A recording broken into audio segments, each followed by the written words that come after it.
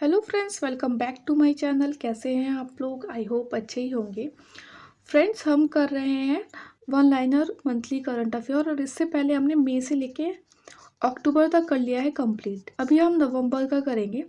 अच्छा, नवंबर में मैं आपको एक फैक्ट बता देती हूँ कि अभी आपको पता होगा कि हम विजन आईएएस के कुछ फैक्ट्स भी करते हैं कवर। और अभी विजन आईएएस की जो मैगजीन है वो नहीं आई है, वो लगभग 18 से 20 के बीच में आती है। ठीक है, तो इस वीडियो में हमने जो उसका डेली करंट अफेयर जो होता है ना, वहाँ से कुछ चीज़ें लेने की कोशिश की हैं। बाकी अगर जब आएगी मैगज़ीन और हमें लगेगा कि ज़्यादा चीज़ें छूट गई हैं, तो हम थर्ड पार्ट लेके आएँगे। अभी हम स्टार्टिंग में ये 2 पार्ट आपके लिए लेके आ रहे हैं, क्योंकि आपको पता होगा क्योंकि एग्ज़ाम है आपका बिहार पीसीएस का और यूपी पीसीएस का। ठीक है, तो जो फैक्ट्स हैं मोस्टली यहीं से आ जाते हैं। तो इसलिए हमने कुछ और सोर्सेज़ से भी लेने की कोशिश की है, जैसे कि पीआईबी हो गया, द हिंदू से। ठीक है, फोरम आईएएस से भी कुछ फैक्ट्स लिए हैं। देखिए, वैसे न्यूज़ तो जो होती हैं बेसिकली सेम ही होती है ना, बस ये कि कहीं कुछ बताने का तरीका अलग-अलग होता है। ठीक है, अगर आपने इससे पहले वीडियो को लाइक नहीं किया तो पहले लाइक कर देना, शेयर करना एंड सब्सक्राइब करना। ठीक है, स्टार्ट करते हैं साइंस एंड टेक्नोलॉजी से। के4 मिसाइल्स जो है, इसकी स्ट्राइक रेंज क्या है? 3500 किलोमीटर है। ये लॉन्च की गई है from second nuclear power submarine INS Arighat से। अच्छा, ये सेकेंड न्यूक्लियर पावर सबमरीन से की गई है लॉन्च। आप मुझे बताइए कि फर्स्ट न्यूक्लियर पावर सबमरीन का नाम क्या था? ठीक है, प्रोबा 3 स्पेस सैटेलाइट एक इन ऑर्बिट डेमोन्स्ट्रेशन हुआ है। किसका मिशन है ये? यूरोपियन स्पेस एजेंसी का मिशन है। पहले तो आप ये याद रखेंगे। और इसे लॉन्च किया है इंडिया के द्वारा by the PSLV C-59 from Sriharikota. और ठीक है, third point is very very important. ISRO ने लॉन्च किया इंडिया का first analog space mission in Leh Ladakh. इसका एम है to stimulate life in an interplanetary habitat और एक्सप्लोर करना challenges of establishing a base station beyond the earth. ठीक है, एक तरीके से लद्दाख में मार्स लाइक जो कंडीशंस है, एटमॉस्फेयर, वो बनाया जाए और उस पर फिर जो है चैलेंजेस और उसका हैबिटेट को एक्सप्लोर किया जाए। ठीक है, पंतसीर एयर डिफेंस सिस्टम इंडिया और रशिया दोनों मिलके इसमें बनाया है। ठीक है, NNC-2215 एक न्यू इंसुलिन है जो कि डेवलप किया गया है कुछ कंपनीज ने। IIT कानपुर ने क्रिएट किया है डिसअपियरिंग फैब्रिक मेटामेट्रियन, वर्ल्ड का फर्स्ट विजन सैटेलाइट। देखिए, ये हम ना आपको पहले जून वाले करंट अफेयर में करा चुके हैं ऑलरेडी।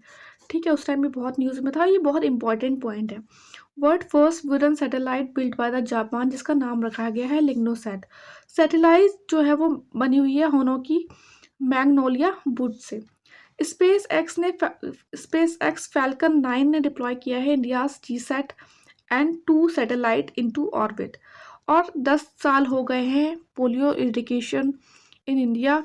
मार्च 2014 में WHO ने डिक्लेयर किया था कि इंडिया से पोलियो ख़त्म हो गया है। ठीक है, जो भी उसके क्राइटेरिया होते हैं उस पर इंडिया खरा उतर गया है। ठीक है, हम आपको बता देते हैं कि हमने कर दिया है पेड PDF लॉन्च।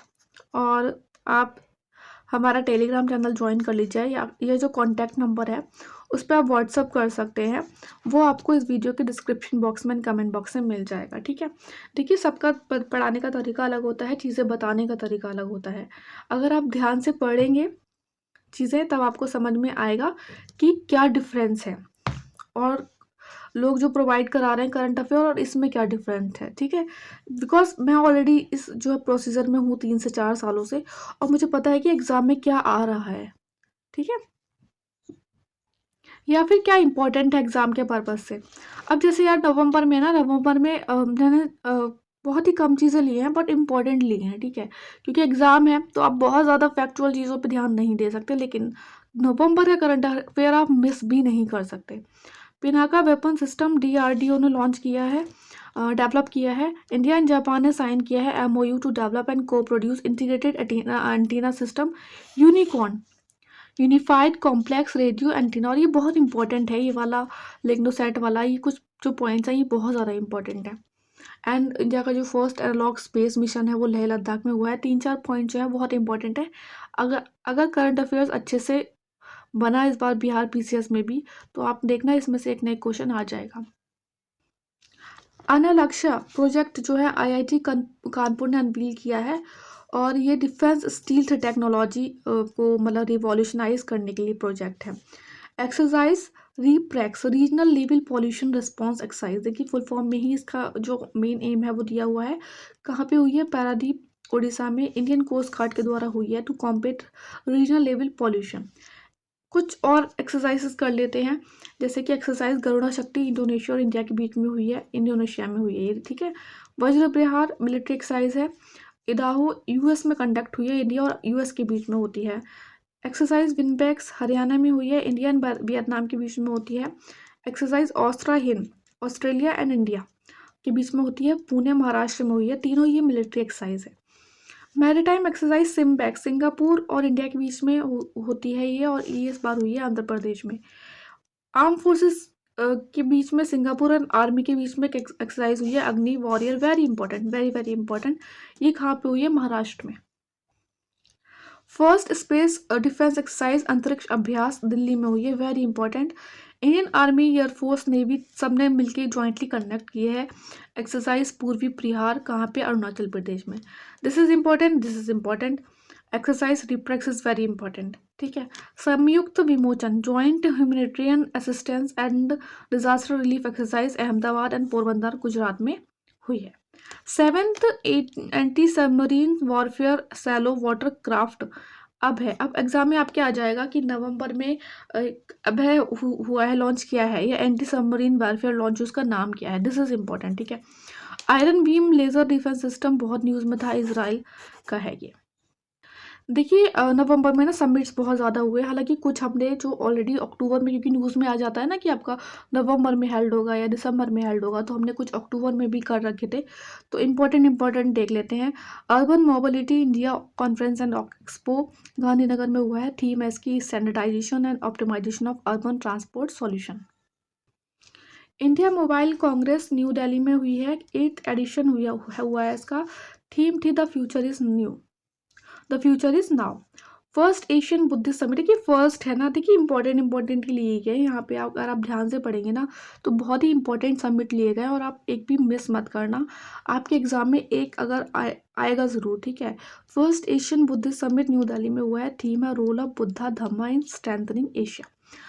आगे बढ़ने से पहले हम आपको बता देते हैं कि हमने कर लिया है बिहार स्पेशल जीके का पेड पीडीएफ कोर्स लॉन्च, 149 में है। आगे की डिटेल्स के लिए देखिए, अभी तो एग्ज़ाम होने वाला है, बट अगर आप बिहार के और भी कोई एग्ज़ाम की तैयारी कर रहे हैं तो उसमें आपको हेल्प करेगा।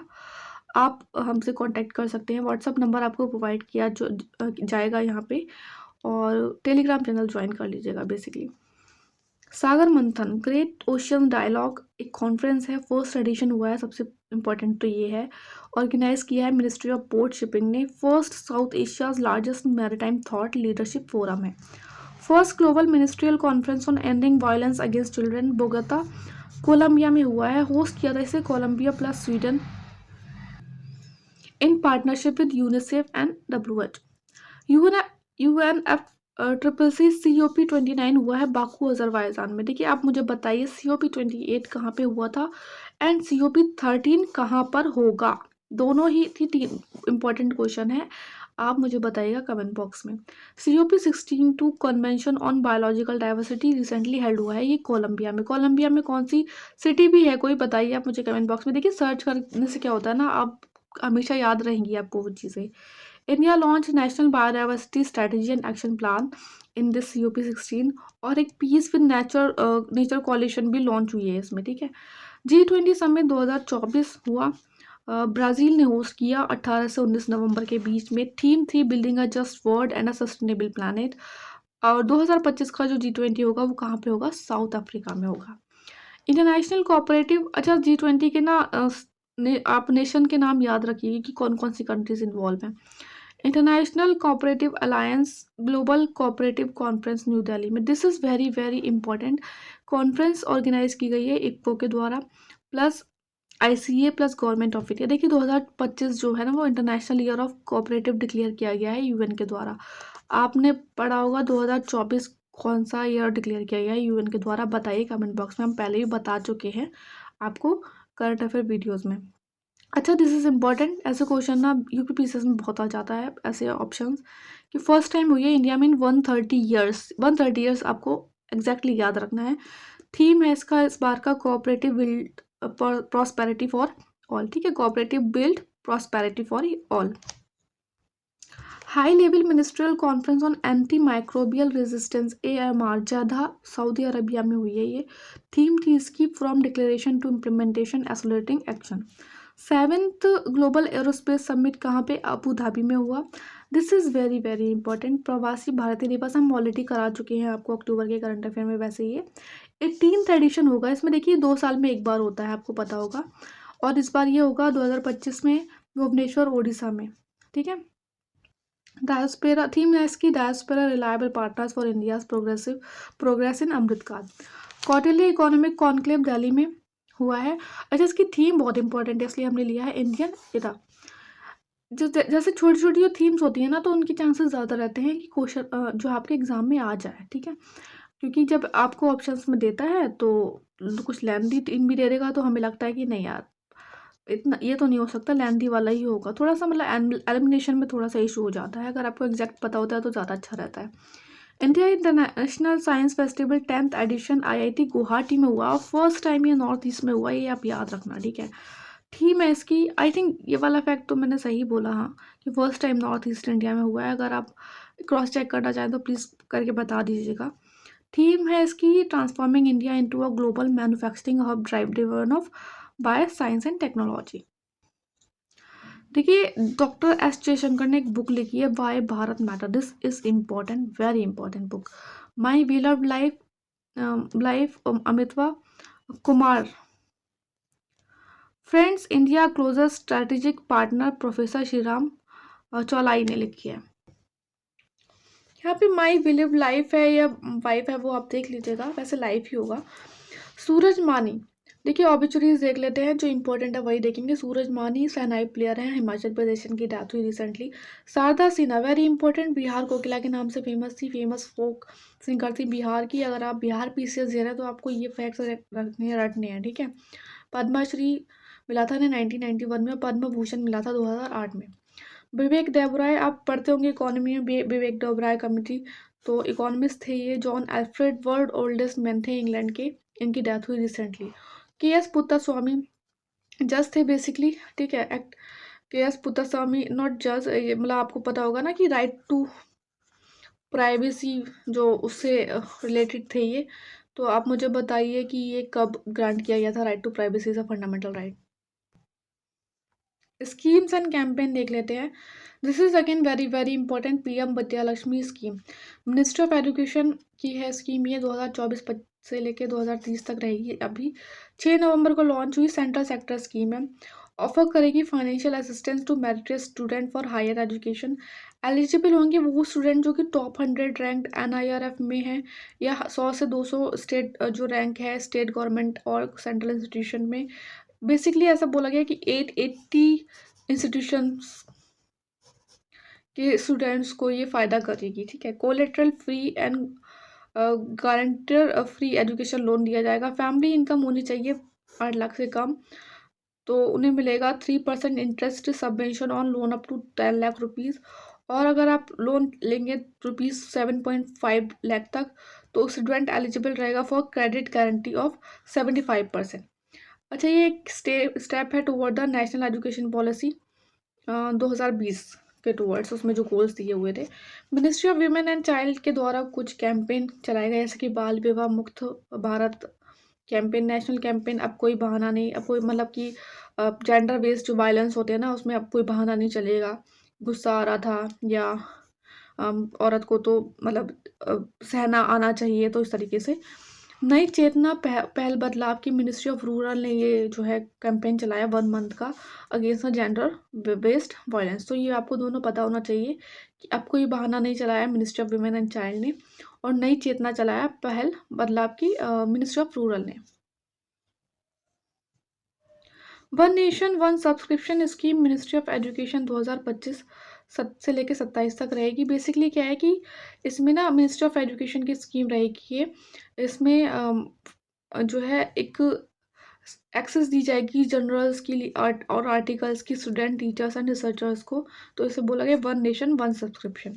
नमो drone scheme, very very important, this is very important. NaMo drone दीदी स्कीम सेंट्रल सेक्टर स्कीम है।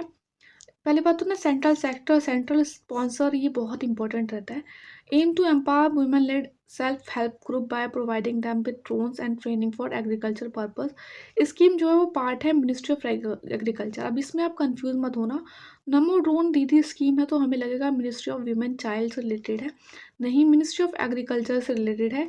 और ये ऑफर करेगा 80% subsidy up to the maximum 8 lakh rupees for the purchase of drone. ठीक है, basically training for agriculture purposes के लिए है, तो मिनिस्ट्री ऑफ एग्रीकल्चर की स्कीम है ये। कुछ अपॉइंटमेंट्स देख लेते हैं, बहुत ही इंपॉर्टेंट वाले। WTO की डायरेक्टर जनरल रीअपॉइंट हुई है। देखिए, जब ये बनी थी ना तो फर्स्ट टाइम बनी थी, तो एग्जाम्स में भर भर के क्वेश्चन आए थे, अभी भी आप पढ़ लीजिएगा।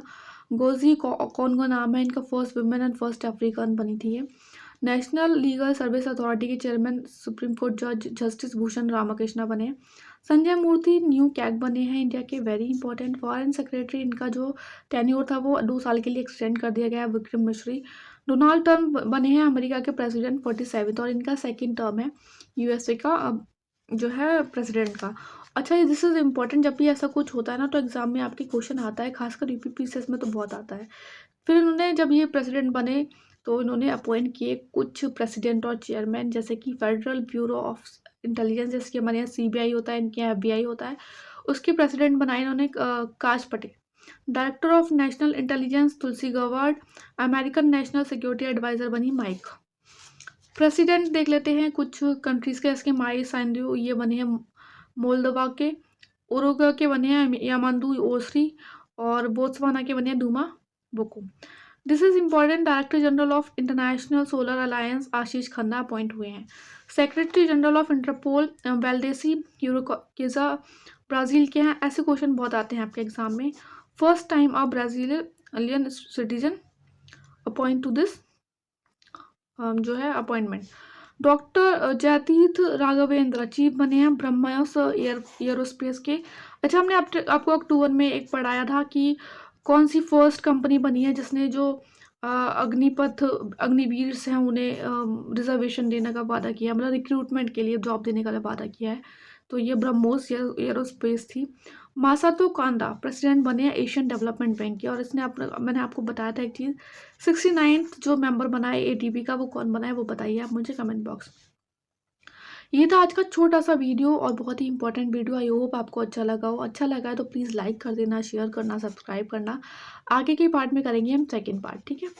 अच्छे से पढ़ते रहिए, all the best, take care.